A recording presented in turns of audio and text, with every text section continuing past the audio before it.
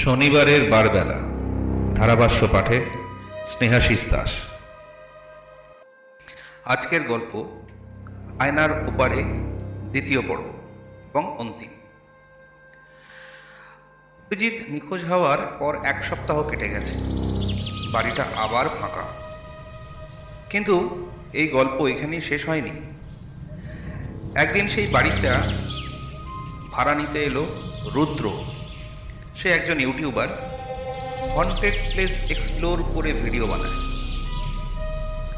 লোকজন বারণ করেছিল, ওই বাড়িতে যেও না, ওই বাড়িতে অশরীর থাকে।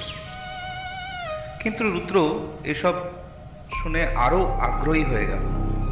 কন্টেন্ট জমবে, কিন্তু হ্যাঁ, কন্টেন্ট জমে যাবে আমার। প্রথম রাতেই সে ক্যামেরা সেট করলো, লাইভ স্ট্রিম শুরু করলো এবং ভিডিও কলও শুরু করলো। তো বন্ধুরা, আজ আমি আছি কলকাতার সবচেয়ে ভয়ঙ্কর বাড়িতে। Any guesses? আমি শোভাবাজারের সেই সরু গলির ভেতর বাড়িতে রয়েছি, যে বাড়িতে একের পর এক লোক নিখোঁজ হয়ে যাচ্ছে। একদম ঠিক, আমি শোভাবাজারের ওই বাড়িতেই রয়েছি। সব ঠিকঠাকই চলছিল। হঠাৎ কমেন্টে সবাই লিখতে শুরু করলো, তোর পিছনে কে, তোর পিছনে কে? ভিডিও কলে যারা ছিল তারা বললো, ব্রো টার্ন অ্যারাউন্ড, পিছনে দেখো। রুদ্র হেসে বলল, কেউ নেই ভাই, কেউ নেই, সব ফেক। কিন্তু তখনই তার নজর গেল ক্যামেরা স্ক্রিনে। আয়নায় একটা ছায়া। পিছনে তাকালো, কেউ নেই। আবার স্ক্রিনে। ছায়াটা এবার একদম কাছে এসে গেছে। রুদ্র ধীরে ধীরে আয়নার সামনে গেল। ক্যামেরা জুম করতেই সবাই দেখলো আয়নার ভেতরে 2 জন দাঁড়িয়ে, একজন রুদ্র আর একজন অরিজিৎ। অরিজিৎ হাত নাড়ছে, চিৎকার করছে, বাঁচাও, আয়নাটা ভেঙে দাও। হঠাৎ করে লাইটটা নেমে গেল। লাইভ স্ট্রিমে শুধু অন্ধকার। তারপর একটা শব্দ, কাঁচ ভাঙা। পরদিন সকালে পুলিশ এলো। ঘরের ভেতরে শুধু ভাঙা লণ্ঠনের কাঁচ আর রুদ্রের ক্যামেরা পড়ে আছে। ভিডিওটা চেক করে সবাই হতবাক।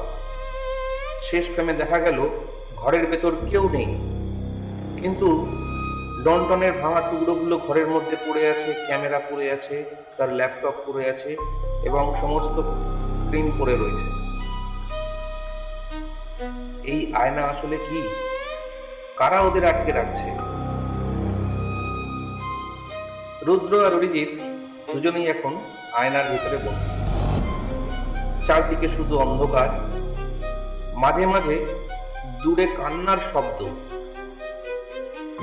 অরিজিৎ কাঁপা গলায় বলল, আমি এখানে অনেক দিন ধরে আছি, সময় এখানে থেমে থাকে। রুদ্র চারদিকে তাকিয়ে দেখল, শুধু তারা দুজন নয়, আরো অনেক মানুষ ছায়ার মতো ঘুরে বেড়াচ্ছে চতুর্দিকে।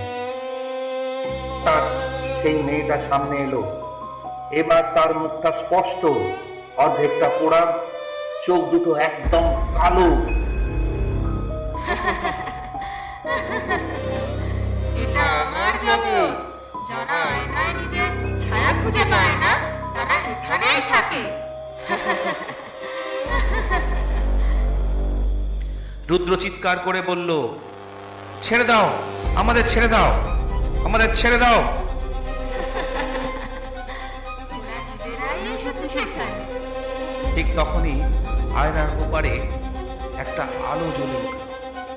একজন বৃদ্ধা, বাড়ির আগের মালকিন, বলতে বলতে ঢুকছে, ওম কাল ভৈরবায় নমঃ, অন্ধকারে নাশায় স্বাহা, প্রেত বান্ধা পঞ্চাশায়, রক্ষা রক্ষা মহাকাল।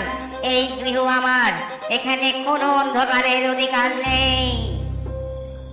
আয়নার ভেতর কাঁপতে শুরু করলো সবকিছু। ছায়াগুলো চিৎকার করছে। অরিজিৎ বলল, এটাই সুযোগ, বেরোতে হলে আয়নাটা ভাঙতে হবে। রুদ্র আর অরিজিৎ এক দৌড় দিল, আয়নার দেয়ালে জোরে ধাক্কা মারলো। একটা ভয়ঙ্কর শব্দ, সবকিছু সাদা আলোয় ঢেকে গেল। পরদিন সকাল, লোকজন দেখলো ঘরের আয়না পুরো ভেঙে চুরমার, মাটিতে পড়ে আছে রুদ্র আর অরিজিৎ অজ্ঞান অবস্থায়, কিন্তু জীবিত। সবাই ভাবলো অভিশাপ শেষ, কিন্তু রুদ্র হাসপাতালের বেডে শুয়ে আছে।